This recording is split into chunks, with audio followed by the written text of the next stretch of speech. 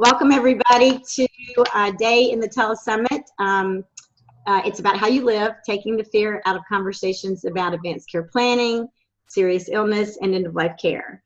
And one of the most difficult situations that a lot of people in America are facing right now is Alzheimer's. And so we are really fortunate to have two experts, not one, but two today, experts in the field of Alzheimer's. So we have ODonoghue and Katherine Lambert. So welcome, ladies. Thanks for having us. We're very excited. This is like a 2-for-1. This is exciting. So we've got a lot of information to cover, and I think it's going to be really, really extremely helpful and beneficial to all the viewers. But before we do that, I would like to give a little bit of a bio, a little bit of background to those watching. Okay, so Coury is the brunette. So Coury joined the Alzheimer's Association Western Carolina chapter in December 2015. She serves as Director of Program Services for the chapter and has oversight for educational programs, family support services, and community outreach in their 49-county footprint. Prior to joining the association, she worked in long-term care as an administrator for assisted living, memory care, and skilled nursing communities. She has a PhD in educational leadership. Courtney and her husband Mark live in Matthews, North Carolina with their 9-year-old son Jackson, 2 dogs and a fish. Then Katherine, the blonde, Katherine Lambert joined the Alzheimer's Association Western Carolina chapter in April 2014 as its Chief Executive Officer.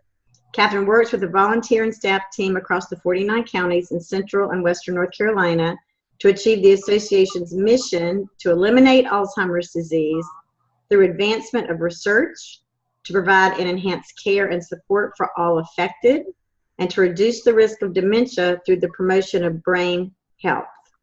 In January 2017, Katherine's role with the association expanded to serving as the regional leader for all chapters in North Carolina, South Carolina, and Georgia.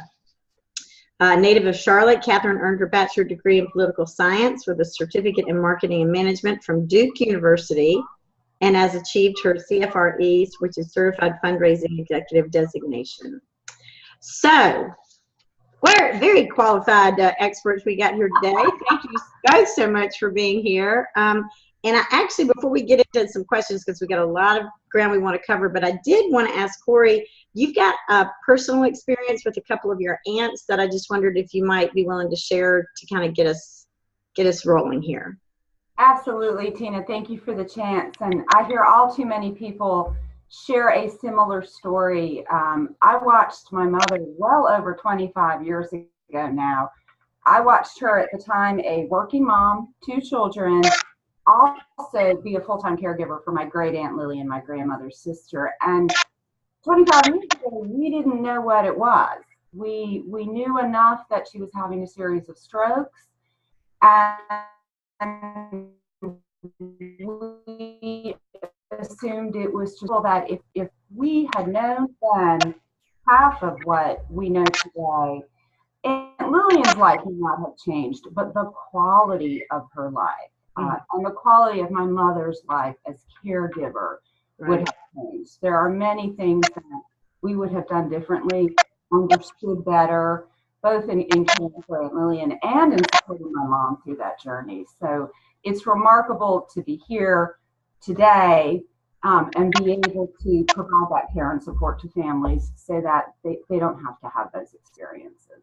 Right, right. We've come a long way, but of course there's so much more. There's a long way to go, absolutely. Yeah. So I would like to get into some questions for you folks, and you know, this is just such a big topic, and there's so many things to talk about. So we're going to try to cover as much as we can in our time together. So what is the state of Alzheimer's disease in our country right now? I don't know if, Katherine, if you'd like to tackle that one. Absolutely. You know, I think this is probably the single largest public health crisis that we're currently facing. It is the 6th leading cause of death, and that's with the documented cases, the ones we know about, and who knows what that number would move to with everyone else who maybe isn't diagnosed today and is just exhibiting symptoms. But it's the only leading cause of death that has no way to effectively treat, no way to slow progression of the disease, and no cure and no way to prevent. So that sounds very hopeless. We are not hopeless. We are very hopeful. But the current state is significant in terms of the public health crisis. The trajectory of the disease, currently 5.3 million Americans are living with the disease. Right here in North Carolina, it's about 160,000 individuals with the disease. And when you look at this disease, it's unlike any other in that it impacts an entire family. Coury was just talking about her aunt and her mother. If every individual with the disease has about 3 caregivers, whether it's a spouse, a parent, a child, or some combination thereof, we're talking about close to, edging up on 1 million people just here in North Carolina that are being impacted by this disease today. And these numbers, if there is no way to prevent or slow or hopefully one day cure, by 2050, we're looking at these numbers tripling. So it is definitely something that I think, whether it's the medical community, the advocacy and awareness of members in the House and Senate are saying, we've got to look at this from all angles and come up with some solutions. And our viewers are from all over the country and actually a few international countries. So I think you just came back from an international conference, did you not? So, and I didn't tell you I was going to ask you this, but is there a number like worldwide? Worldwide, I believe the number is close to 50 million individuals worldwide. And everybody is in on this. You're right. The conference I just came from was the Alzheimer's Association International Conference. It's held every year. This year it was held in London. And there were over 5,000 individuals in attendance from over 65 countries. The vast majority of those folks were not like me. They were actual researchers digging into all the different angles: prevention, treatment, hopefully things that lead to a cure. And there was a lot of hope at that conference. A lot of, it's not typical for researchers to necessarily come together and share data and collaborate in the way that researchers in this space are. And so the leading funders, just to say that everybody really is in this game, the United States government, the National Institutes of Health, is the largest funder of Alzheimer's research. Currently, it's about to be $1.8 billion directed annually to this. The Chinese government is the second largest funder, and then the Alzheimer's Association is the third. So lots of folks in this game looking to make a difference. And are there areas of the world that it seems to be more prevalent or less prevalent? And do we know reasons why? Or is it just pretty much, it's just, everybody's at risk? Everybody with a brain is at risk. There are some countries that show lower incident rates, but in many cases, if you look at the life expectancy of those populations, the life expectancy doesn't make it to 65. And so the 2 largest risk factors are, 1, having a brain, which we all do, and then being over the age of 65, though we are seeing more and more cases under 65. But there are some countries, predominantly in Africa, that their life expectancies are much shorter, so we do not see the same prevalence of the disease there. Right. And just to share a very personal quick story before we move to the next question, the woman that hired me 12 years ago at hospice, her mother died at 53, I believe, of early onset Alzheimer's. Her aunt, her mother's sister, same thing. She was diagnosed with it about 5 years ago. She is now in hospice care, and we're the same age. We're both 60 years old. So it's just so scary and sad, and like you say, affects so many people, family, friends. It's just, I'm sure I would be shocked if not every single viewer watching this, and there will be thousands, don't have an experience to tell. So thank you for all that both of you continue to do. So let's talk real quickly. Coury, maybe you want to address what exactly is Alzheimer's disease, and maybe talk about that in comparison with dementia. I know Ed Shaw is another expert in the TEL Summit, and he tried to distinguish between the two. So if you can maybe explain to the viewers what is Alzheimer's. Absolutely. And I will say that we frequently, in multiple spaces, use those terms synonymously. Technically, dementia is the umbrella term. It is the general term for loss of memory and other cognitive abilities severe enough to interfere with daily life. So I often, in some of our general education classes, say, imagine the umbrella. Dementia is that umbrella term under which are housed these families of cognitive decline diseases, of which Alzheimer's is the most common. Currently accounts for anywhere from 60 to 80% of dementia-related diagnoses is Alzheimer's. And Alzheimer's is a progressive, degenerative brain disorder that ultimately, as Katherine was talking about, is fatal. There is no cure at this point. So how do you know if you have dementia or if you have Alzheimer's? I know Alzheimer's is dementia, but like what would distinguish Alzheimer's as being, okay, you've got Alzheimer's? You've got Alzheimer's versus you have another condition that is promoting. That is, and we would clearly say, there are, of course, as we age, we change. And as we age, we lose brain cells and we tend to slow down. And if we weren't particularly gifted in areas younger, we're not going to be as we age. So the key difference is to look at signs and symptoms that are interfering with daily life, that an individual is losing function in daily life.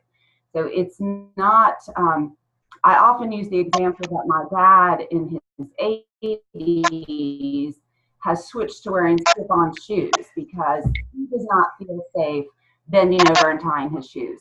He knows how to tie those shoes. He knows the purpose. He's made a very cognitive decision. An individual, however, a sign that something may be wrong would be that the individual no longer knows the function of, no longer recognizes I need to tie this shoe, can no longer make the judgment it's not safe for me to lean over to do whatever I'm doing. So we do in education a gateway program called Know the 10 Signs, where we try to know the 10 signs. Okay. And it's a campaign that tries to bring awareness to what are some signs and symptoms that when you are seeing and experiencing these, whether it's yourself or a loved one, you need to start with the physician. You need to get to the physician's office. Ultimately, a neurologist is going to diagnose Alzheimer's. But along that way, they're going to rule out everything else. And there are certainly some conditions, Tina, that present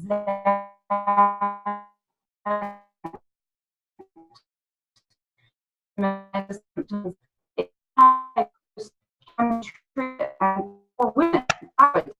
Is very common.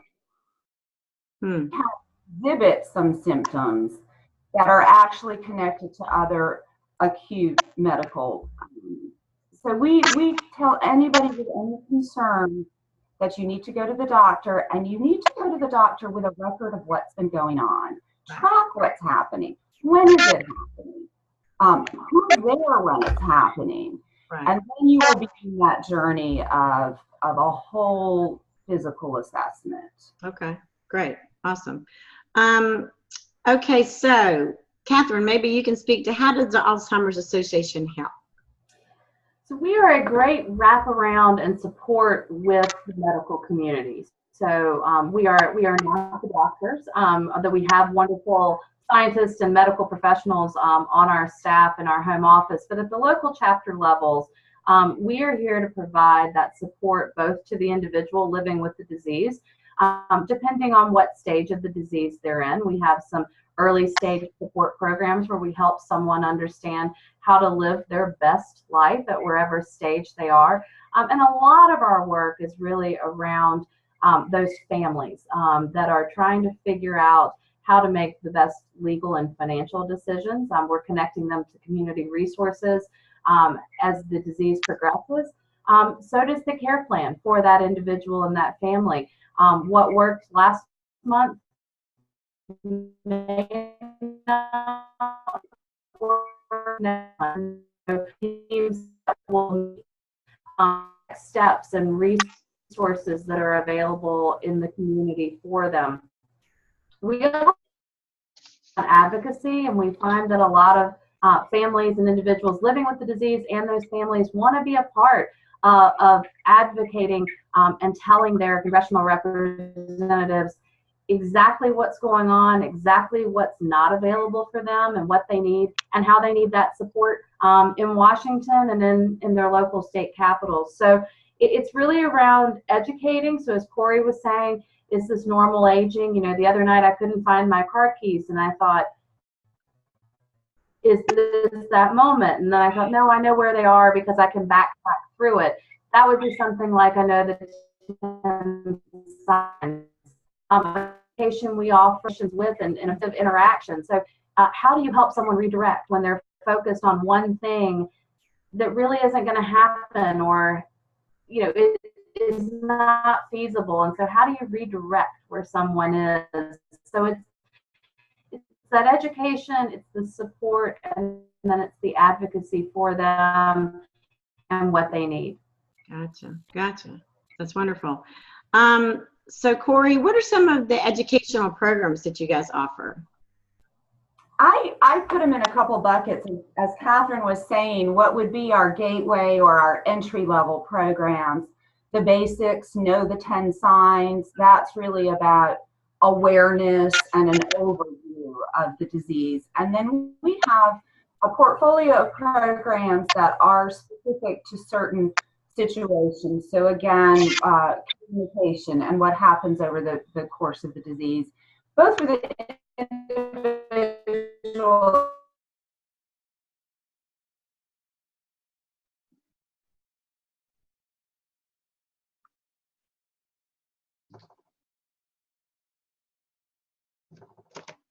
help very much in education, but also in preparing for the future and planning ahead. We're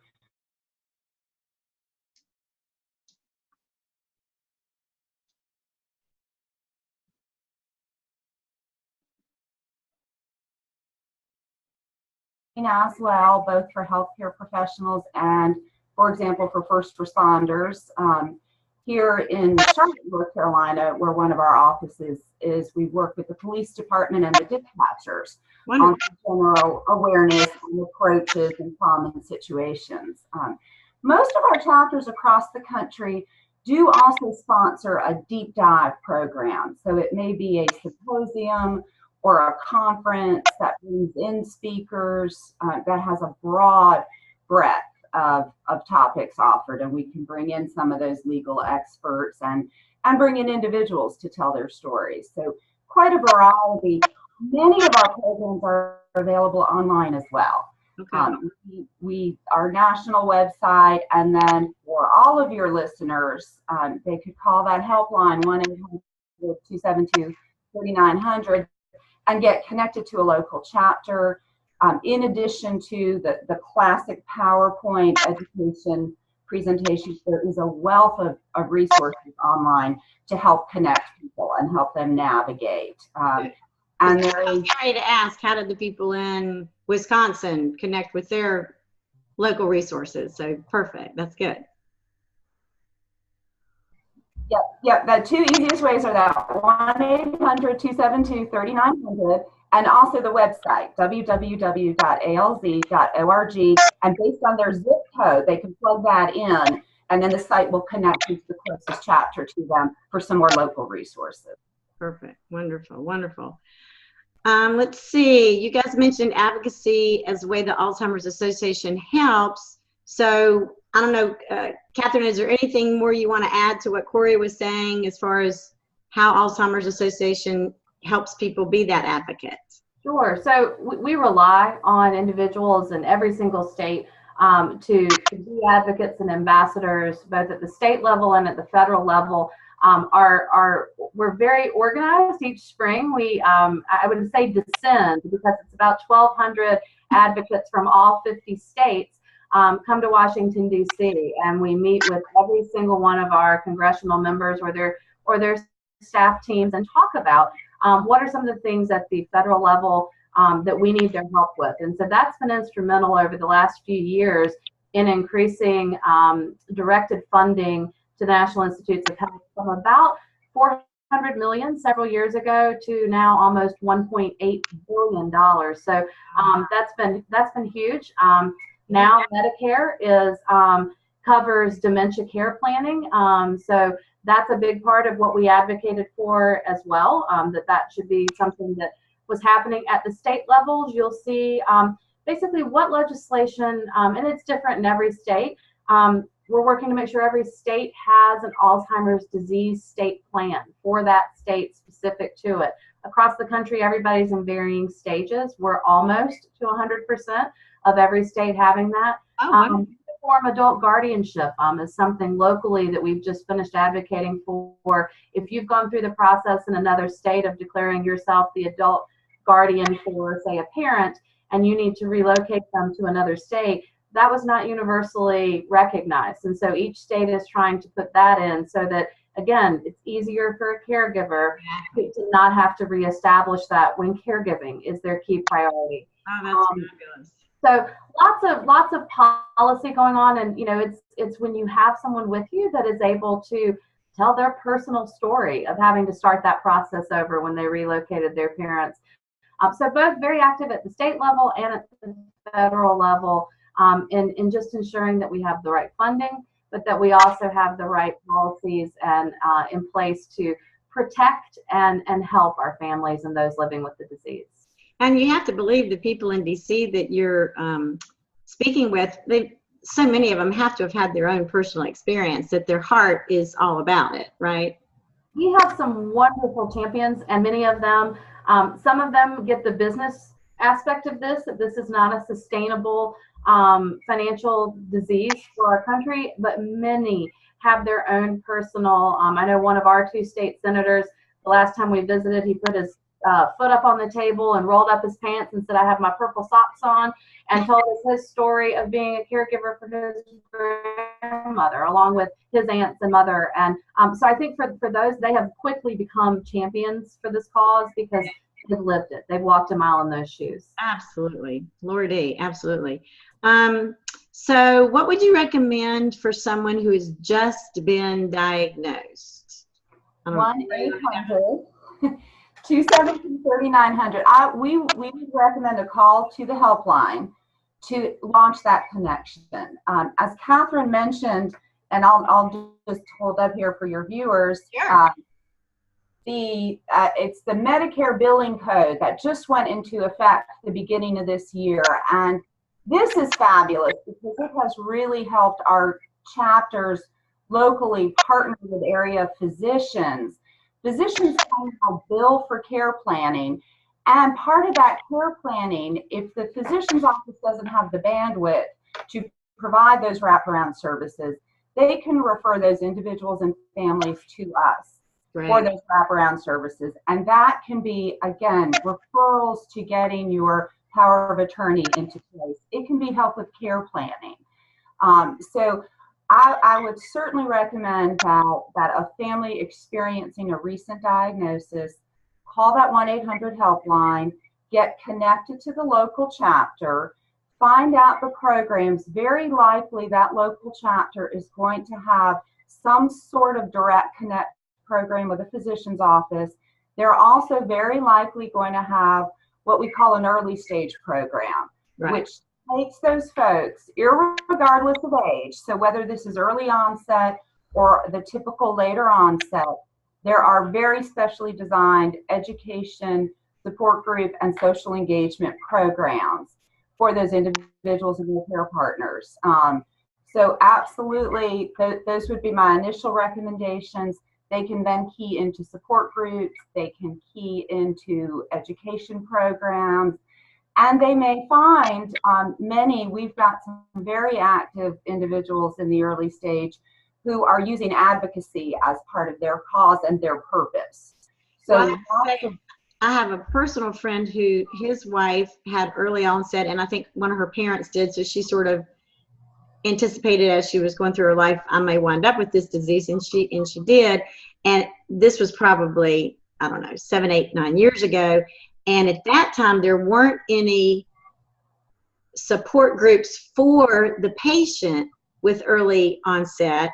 And she was really desperate for that and wanting that. And so now I'm so happy that there are these support groups for the patient with early onset, because they know what's coming and they need support while they can still, participate. But That's fabulous. I think one of the first things I would say too is it's a daunting diagnosis, and particularly as you said it with your friend who's watched a parent go through this.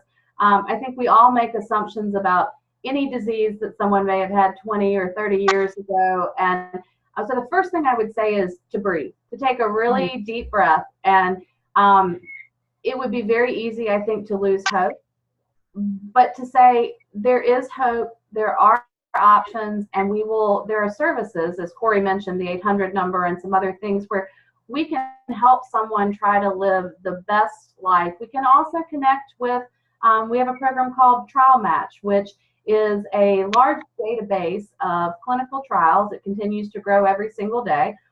You do not have to have a diagnosis. In fact, I'm registered through Trial Match. And so you can go in, and it's online. It takes maybe 20 minutes.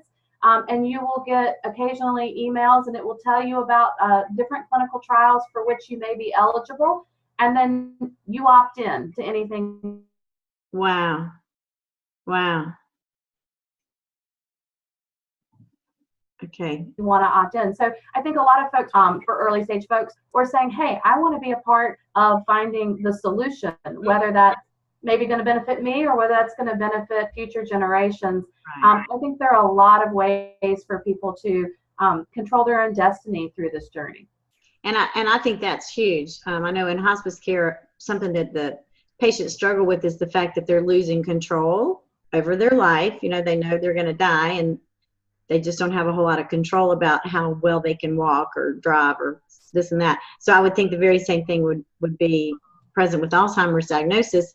And of course, this can last for years and years. Well, and the earlier we're able to diagnose, and the earlier our medical community is able to diagnose, the earlier a family says, something's not right. And even if it's ruled out as something that is a sleep disorder. I know I can't pull an all-nighter successfully at this age, and maybe I could have at 18.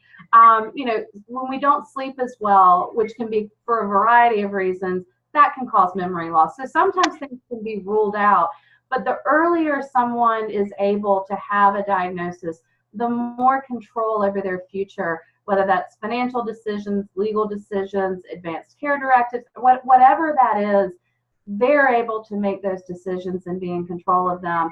I think for this disease, for so many years, I would almost say grandchildren could diagnose this disease, you know, where people wouldn't necessarily talk about it, and then someday a grandchild would say, why doesn't grandma know who I am anymore? So Right. I think we are getting much more aware and concerned as a community, but the earlier folks go to talk to their doctors, whether it is Alzheimer's, another form of dementia, or something else, the better they are in terms of what services and opportunities are available to them through their journey.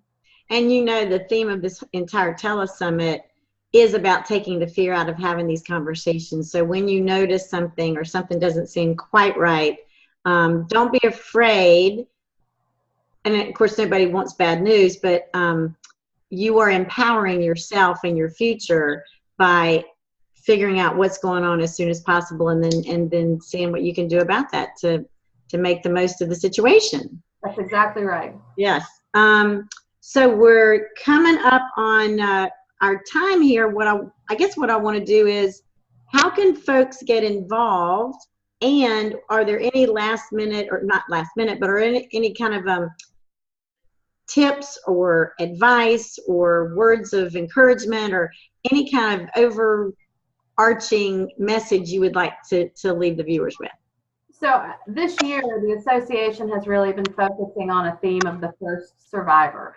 And we truly believe that we will have that. And some of that messaging is coming through our Walk to End Alzheimer's, which happened nationwide. There are over 600 walks in all states across the country that happen in September and October. And we have flowers there that designate a blue flower as someone living with the disease. The yellow flower is someone who is a caregiver, and so forth. And so there, this year for the first time, there will be a single white flower on the stage at each walk, which indicates that future first survivor. So first, come to a walk. Most of our walks have hundreds, if not thousands, of participants, depending on which walk across the country that is.